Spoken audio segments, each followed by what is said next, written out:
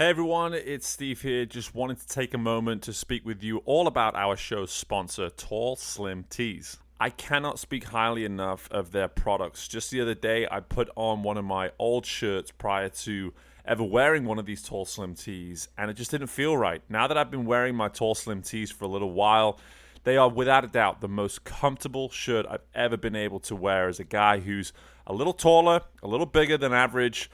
It's so nice to have a shirt that truly fits. And if you want to know exactly what all the hype's about, then I encourage you to go to tallslimtees.com, where you will find their wide variety of selection with over 20 colors to choose from. And one last incentive, as you get to the checkout, be sure to enter promo code KOREA10. That's the word Korea and the number 10, and you will save a further 10% on your order. So I cannot encourage it enough. Go to tallslimtees.com right now and be sure to grab yourself a new shirt today. And now let's get to the show. I wasn't the most gifted guy, but I had good habits. I had a good work ethic. I wanted to learn the game of football. And, I wanted to build relationships with the people that I was playing with and that I was playing for.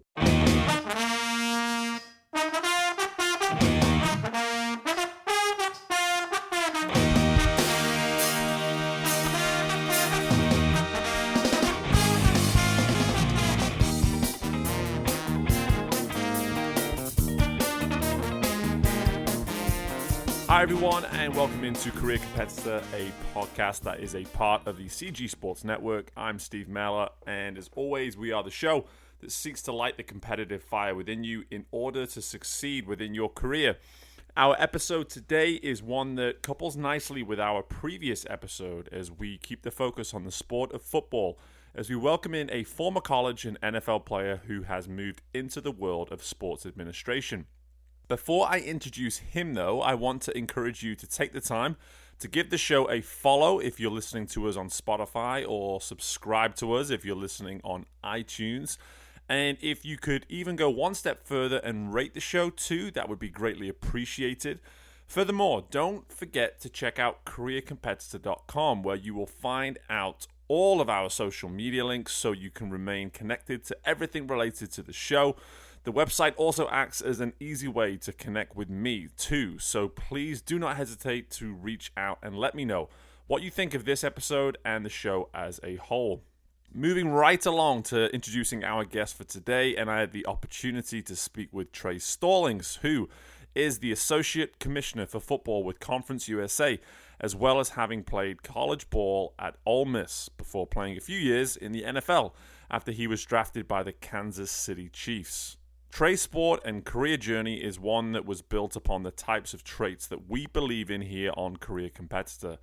But what helps him stand out within his career is a willingness to do the little things well. So many things we discuss within the interview are behaviors we can sometimes take for granted, but Tre's focus on the task at hand and the ability to perform are actions he can look back on and take great pride in for being the reason why he is where he is today.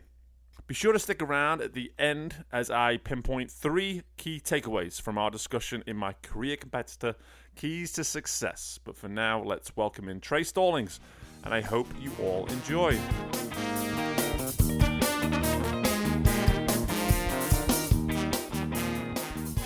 All right, it is my absolute pleasure to welcome on Tre Stallings to Career Competitor today. Firstly, Tre, how are you? Doing good, man. How are you? Doing very well, very well. Excited for this discussion and opportunity just to pick your brain, and what a career you've had as a player, what a career you're starting to create for yourself beyond the sport of football now as well. It's all really exciting. But before we go back and start reliving those playing days a little bit, tell everybody what it is you're doing today. Well, I just accepted a role as Associate Commissioner for Football at Conference USA. I'm excited about this role because I really feel like it's a natural transition for me in terms of my career and kind of where I've been and where I want to get to. So really excited about, obviously just the people that I get to work with for one. And I think we have a great commissioner in Judy McLeod. She's definitely she's a forerunner in terms of women being in leadership roles, particularly in sports. And so, I look to her for a lot of guidance, obviously, as I kind of get into more of a leadership role in sports. And, like I said, man, just excited for the future. That's great. I'm excited to learn this a little bit more about your career up to this point away from football. But before we get to that stuff, let's rewind the years and go back to you, the football player. You had a very high level career, let's say. And why don't you tell everybody your background in the sport of football? Yeah. So, man, obviously, I would take my playing days all the way back to when I first started playing football. When I was really eligible to play football Right. as a toddler. I think most kids these days they really start playing football at a really early age. Some 6, some 7, some even earlier than that. I wasn't that fortunate because I was a bigger kid. I couldn't start playing football until I was 12 years old in the 7th grade. Wow. I remember literally, Steve, like going to take my first physical. I remember everybody, like every school in Mississippi. It was a free physical that was done in Jackson, Mississippi, which is our state capital. And every school from every state would literally drive up and everybody would be able to get a free physical. And so anyway, man, I remember stepping on the scale, 12 years old. I was 273 pounds. Wow. Okay. At 12 years old. So I was a really big kid. And I remember telling some of my teammates and friends, they're like, Trey, you weigh how much? They're like, man, there's no way. And then I showed them my paper and they're like, oh my God, it's unbelievable. And so, my size has obviously afforded me a lot of opportunities and I'm grateful for it. But even, during that time, man, I'm fortunate to have a dad who also played in the National Football League, played collegiately, obviously. And he really, showed me what hard work was, what dedication, obviously, to my craft was. And so even at the age of 12, developing a work ethic or developing good habits was something that I picked up on early. And, that led me to be able to really play, obviously, early in high school. And then, once I got done playing high school, it allowed me to play early once I got to Ole Miss. I was really fortunate, man, to get to Ole Miss, work hard, be in a good position to really start all 4 years while I was there. So that experience, man, really, in my opinion, afforded me the opportunity to get drafted in the National Football League. Because I don't think, when you think about my size, so I'll say this, I was 273 pounds, okay, at 12 years old. Well, by the time I was a 9th grader, I was 309 pounds. And then I kind of mellowed out a little bit. And I didn't really gain any weight in between really the time that I was basically in high school all the way up until probably my sophomore year in college. I really stayed in between the 309 to 315 weight range. And obviously my body started to change. But, man, shoot, I wasn't the most athletic guy. Like, I went to college pretty much the same size as I was in high school. So I was 6'3", 310, 11 pounds. And I kind of stayed that exact same way all the way throughout my playing career. And so you think about a guy that's big, obviously, but, man, I was 6'3", playing tackle in the SEC, playing left tackle like that. And so, man, I wasn't the most gifted guy, but I had good habits. I had a good work ethic. I wanted to learn the game of football. And, I wanted to build relationships with the people that I was playing with and that I was playing for. So I think those things really stand out to me now as I kind of look back over my playing career. Yeah, absolutely. Some great stuff. And for me, coming from England, the sport of football was something I just gravitated towards the second I set foot on U.S. soil 15 years ago. So for me, I've definitely become a student of the sport as I've watched it and been fortunate enough to watch it with enough people that know what we're watching and been able to educate me as I watch it. And you talk about habits, you talk about work ethic. The foundations of the sport, it's right there. Like all of the successful players consistently have great habits and a fantastic work ethic. And after that, then there's all these nuances and all these different components, obviously, that make players successful. But at the same time, that is always at the core of everything that they're doing. And so to hear that, that was built into you at such a young age through the lessons from your own father is really cool, simply because I think it would have been very easy for people to assume, hey, this guy is just naturally big, so that's why he's being successful. Whereas underneath it all, and you knew this, and your dad knew this, that I'm learning the habits. I'm building the work ethic that I need to be successful. It's not just about my natural tendencies. It's about these true core elements to my game, and I think that's really cool. And just going beyond college now, you had a number of years within the NFL. Talk to us a little bit about that as well. Yeah. So honestly, man, my playing career wasn't all that great, if I'm being honest. I really only played in two legitimate seasons. And those were really my first two seasons while I was in Kansas City. Part of the reason why I didn't play, because I think in my mind, I know one for sure Hall of Famer in Will Shields, who was already been inducted. And then another guy by the name of Brian Waters, who were really great mentors, great teachers as well. Really helped kind of guide me along the way as I was on the Kansas City Chiefs roster. And so, man, like, trying to learn and obviously trying to take those guys' positions, that was a tough task. But at the same rate, I was kind of under their wing. And I think, the Chiefs organization was really looking for me to kind of take the next step. Unfortunately for me, it just didn't work out like I planned to. But fortunately for me, those lessons, man, really prepare me for kind of some of the roles that I've been able to kind of be in now. Mm-hmm. That's great, and let's move to that a little bit here, in the sense that so much of your experience after football appears to have been in a very sort of interpersonal communication capacity, working with a lot of people. Looking back at your personality as a player and more specifically as a teammate, are you able to draw some similarities between the way in which you were maybe within a locker room and the way in which you're conducting yourself now within this role? Let's say, for example, today. Yeah, I mean, when you think about me, and when I think about me, I'm a former offensive lineman. So communication is obviously huge in terms of how we play that specific position, right? So particularly as a play is called in the huddle, like, there's automatic communication, obviously, from the quarterback to the rest of the team. And then obviously as an offensive lineman, we're communicating with each other right off the bat. Hey, depending on obviously what front we're getting, what's the down and distance, how we get in our stance, like all those things are now obviously playing out in my mind. And so as I think about what that means to me now in the profession, in sports administration, it means that I need to be communicating all the time, and not just communicating, a big picture or let's say, just like a quarterback is calling a play, that's the big picture.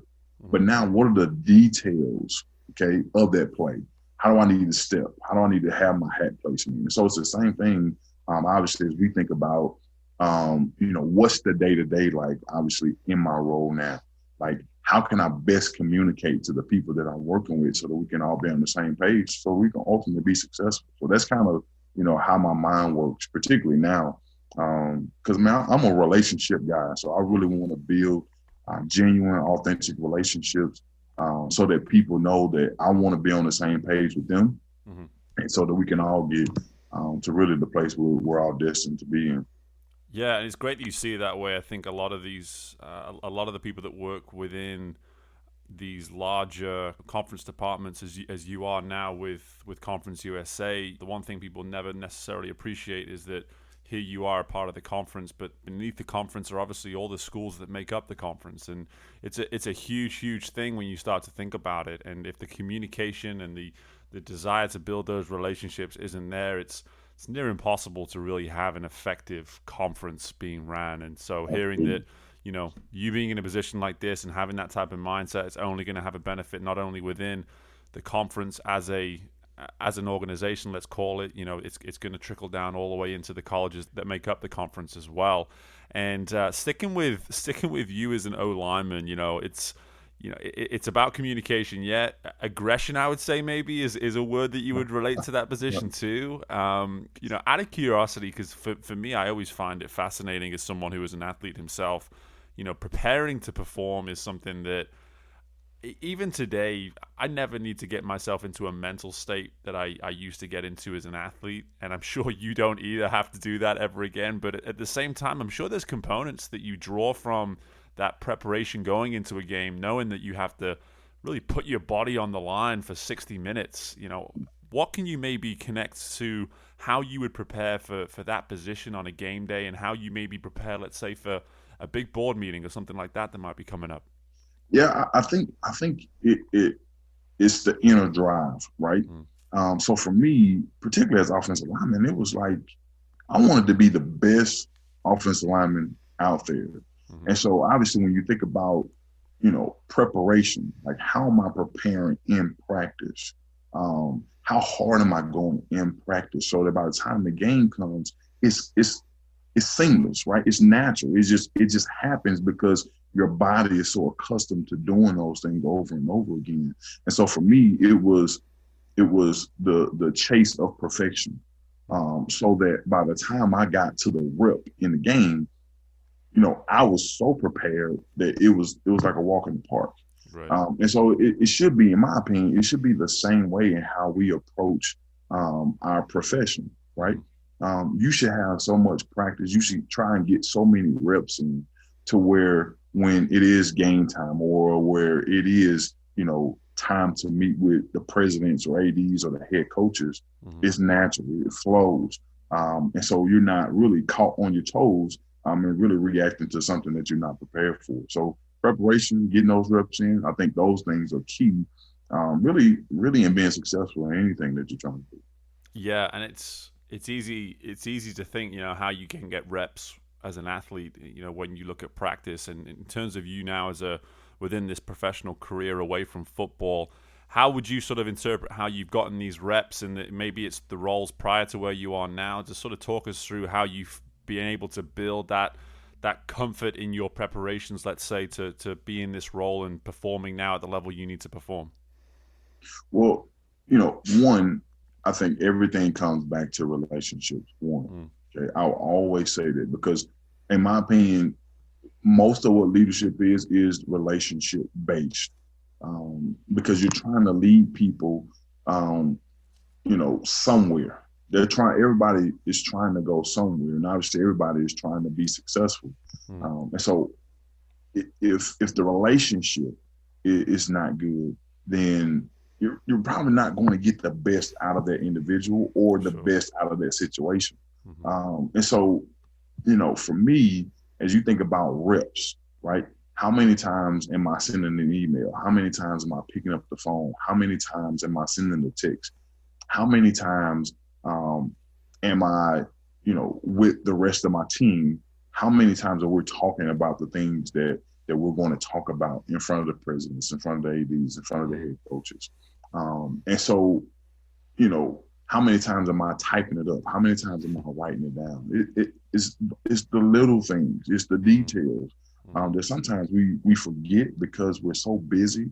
But in my opinion, it's those details that really kind of come along and kind of help kind of seal and firm up some of the things that you want to portray as you kind of move forward. Yeah, I love that example because for me, I really relate to it in the sense that I try not to ever put myself in a scenario, let's say with this interview, I try not to just press record and say, hey, let's see if we can have a good discussion. For me, the details and the preparation with each and every interview for me is what I think allows us to create a pretty decent product with this podcast.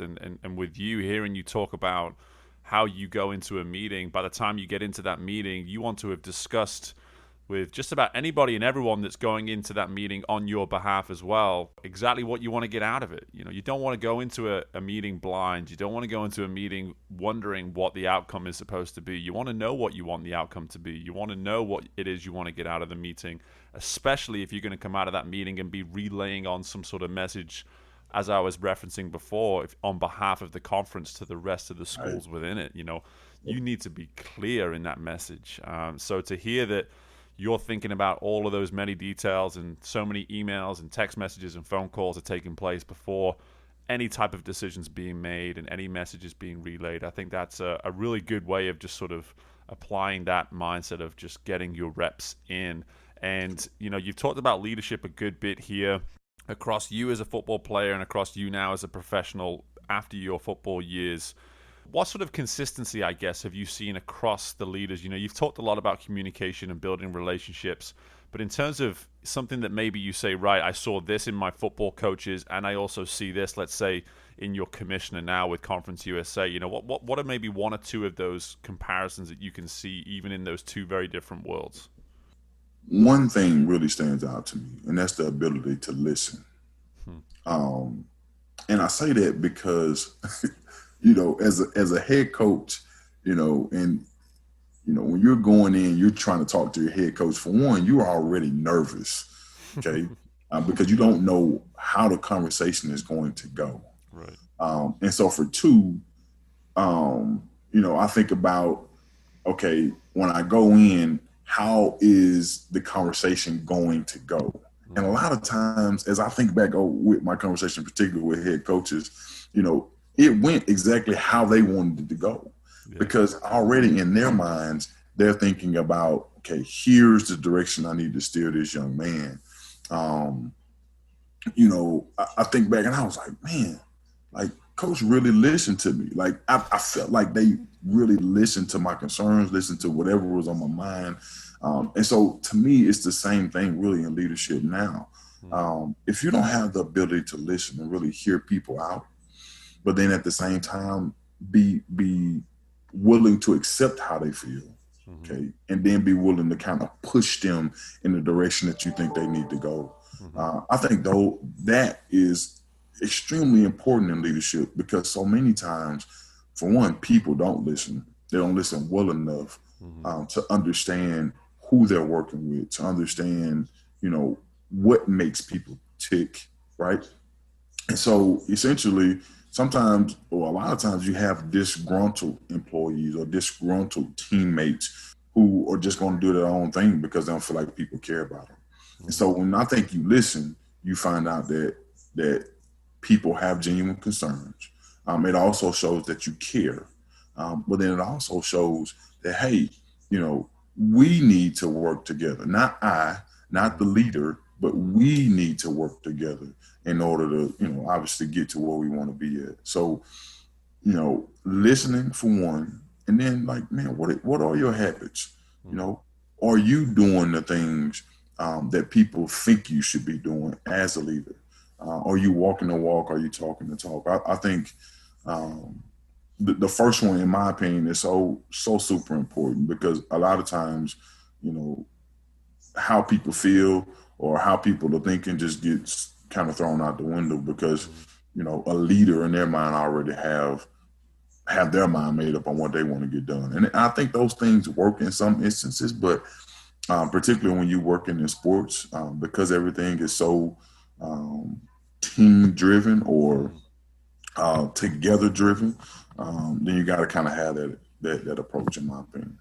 Yeah, and it all ties together really nicely as well with what you were talking about before with the details and the preparation, in the sense that if you are prepared, if you are organized in the work that you're doing, you have time to listen, right? You're not just stressed or worrying about what you got to do next. You have the time to stop, take a minute, and listen to this 18, 19-year-old who comes into your office and says, hey, coach, have you got a second? I think it's really, really cool to see all that sort of tie together. And now just with the transition that you took from being a football player into the working world beyond football, this is something I always like to just bring up within this show because it's really where the show was born, was the idea of athletes going on into the real world.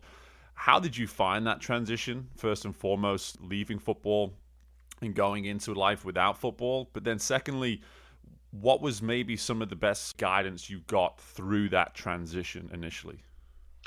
So what, Steve, we've been talking for a good little while now, right? About 20 minutes or so, right? What has been one thing I've always brought up? Relationships. Relationships. Because, man, I don't care when you transition. I don't care if it's, after high school, after college, or even obviously after playing the National Football League or playing professionally in general. Like, man, you stepping away from something that you love, from something that you've done your entire life, Mm-hmm. it is hard. It is extremely hard. It's painful, because a lot of times that's just what you do. You wake up wanting to do that, um, and so for it to be taken away, and a lot of times it's completely out of your control. Right. It kind of leaves you feeling hopeless. Mm-hmm. Like, man, like what's next? Um, for me though, I would say this: while it was hard, it was devastating. Um, I knew what my purpose was in life. And so for me, I had a great wife who was really able to help me cope with a lot of, the feelings that I had, and was really able to kind of help me see the bigger picture as well, even through the I guess the trees that were kind of in my way, or the mountains that were kind of in my Right. way. Right. And so, what we did was we relied on the relationships that we had with people, um, to really help me kind of create a new identity, because that's essentially what you're doing once you leave. You have to get out of the football player mentality, but still be able to hone in on those things that you've done over and over and over again. The discipline of waking up in the morning, having a routine, and continuing in that routine, even though you're not playing sports. Those are the things that I relied on heavily, and I still do to this day, in order to be successful. Because if you're a successful college player or player, you have great work ethics, you have a great work habit. It's just, how do I now apply those things to the real world? And so I was really able to rely, obviously, on my wife, and then obviously rely on a lot of mentors. I gotta mention a guy by the name of Jamil Northcutt, because he really helped me during that transition. I got to mention a guy by the name of Woody Dixon, because Woody really helped afford me the opportunity to get into sports administration. And so, man, those relationships that I had, those relationships that I formed, one in college with Jamil, and then the other with the Kansas City Chiefs, and Woody Dixon, because he was a general counsel.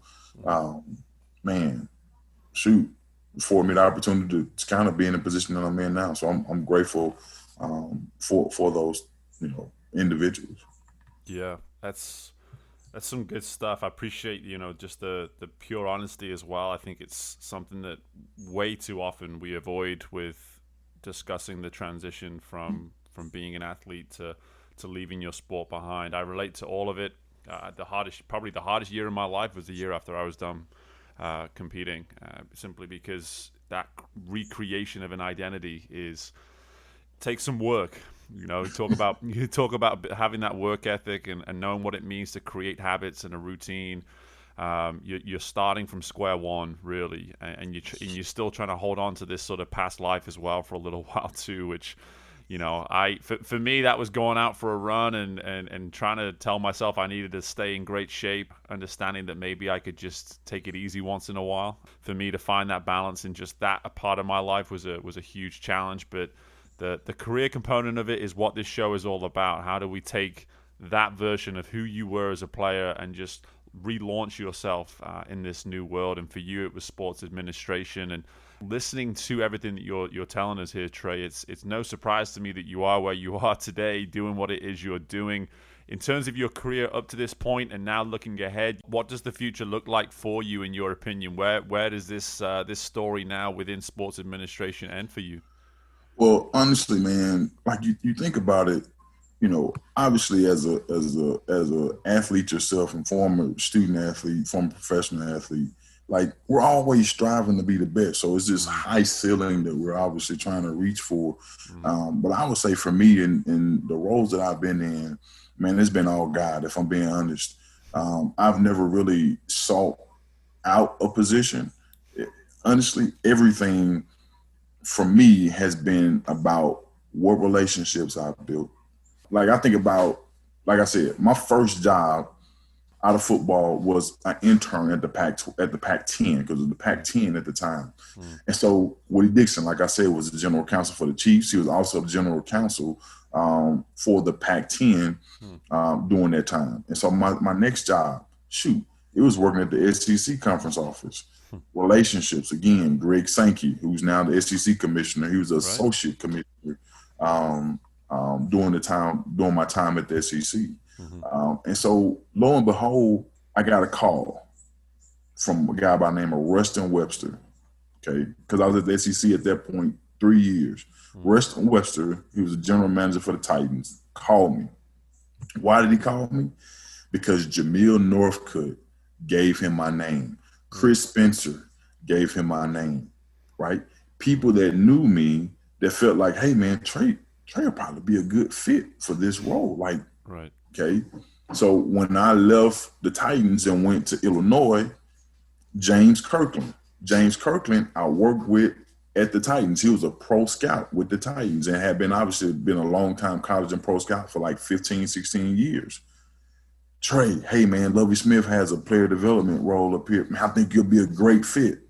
Okay, let's see how that works out. Right. And so anyway, I say that the role that I'm in now, a colleague of mine, a friend of mine, Tim Lewis, he recommended me for the job. Because this job that I have now, this role that I'm in now, it wasn't really on my radar at all. But because of the work that I've done, the relationships that I've created, people saw value in it and they decided to give me an opportunity. So that's kind of where I am now, man. Just really trying to be in a position where I'm doing God's work for one, building great relationships, and ultimately, obviously, I'm always trying to be at my very best because that's what I think people need. That's what people want, and that's what people expect. And that's what I expect of myself first and foremost is to always be at my best, no matter what it is that I'm doing. Well, I mean, there's been some fantastic sentiments and messages through this whole discussion, and what a great way to finish it off in terms of just striving to be your best. Talk about just sort of keeping it simple, but the simplicity of that message comes with so many components, all the way back to the beginning of this conversation with that work ethic and those great habits and everything else in between.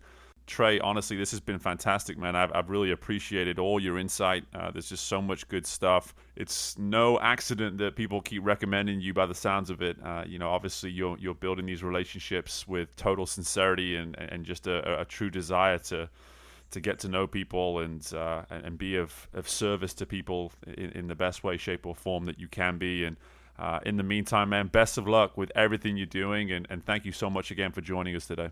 Hey, man, thanks a lot, Steve. Really appreciate the time, man. And my thanks again to Tre for joining us on Career Competitor today. And as always, we'll finish with my keys to success. Firstly, my competitive core, and it will be that of relationships. Now, I understand I like this to be a trait or characteristic per se, but I believe the willingness to build relationships is in fact a characteristic in a person. And I could not say anything different after the incredible emphasis and examples Tre placed on the importance of this. What I appreciated above anything was his final insight in terms of how his career has simply been paved by the relationships he has created. Let me be clear, this isn't a matter of just helping out a friend. These are people who saw how Tre performed in his job, the interest he took in them so that he could learn and advance his performance, and how they knew that with any progress he achieved within his career, he would go and do the same at the next stop as well. So yes, make time to build relationships, but let the reputation for the work you do be at the core of these relationships. Next is my teachable takeaway. Are you still emphasizing your core values? Tre referenced how his habits and work ethic were built within him from the age of 12 and gave numerous examples of how today they remain at the forefront of his daily performance. But take some time to check in with yourself. Are you still leaning on the core values that set you on the right path years ago? Or have you allowed them to slip slightly? This is simply a reminder to check in with yourself, do some self-reflection and ensure that you have not allowed yourself to become complacent in your performance. You're human, it can happen, but let's make sure we are remaining true to what made us who we are in the first place. And finally, my motivational move. Go get your reps. It's one of the oldest saying, right? Practice makes perfect. And although I don't think perfection is a realistic point to get to, we can never be too prepared to perform. Tre's examples of the thorough way he communicates with all stakeholders through their prep when it comes to performing as a team or a conference in his case, I, for one, am a creature of preparation. I never like to think of it as work or having to make more time for something. I actually look at it as a way to build confidence. The more I get my reps in, so to speak, when preparing for interviews or when preparing for training sessions for my athletes, the more I feel confident about the final product I am producing. And this allows me to perform at my optimal self. Don't be afraid to do a couple reps, to do a couple more, and then when you think you might be done, go through one last round of reps. Take pride in your preparation, and I assure you that if you do, you will only gain belief for how you will then perform within your role or as a team. And that's it for my career competitor keys to success. I appreciate you hanging around to hear them, and as always, thank you for downloading and listening to the show. Please, please, please take the time to share the show and rate it as well. Best of luck with everything you've got going on within your job and within your life for that matter. And I look forward to speaking with you all again very soon. Bye for now.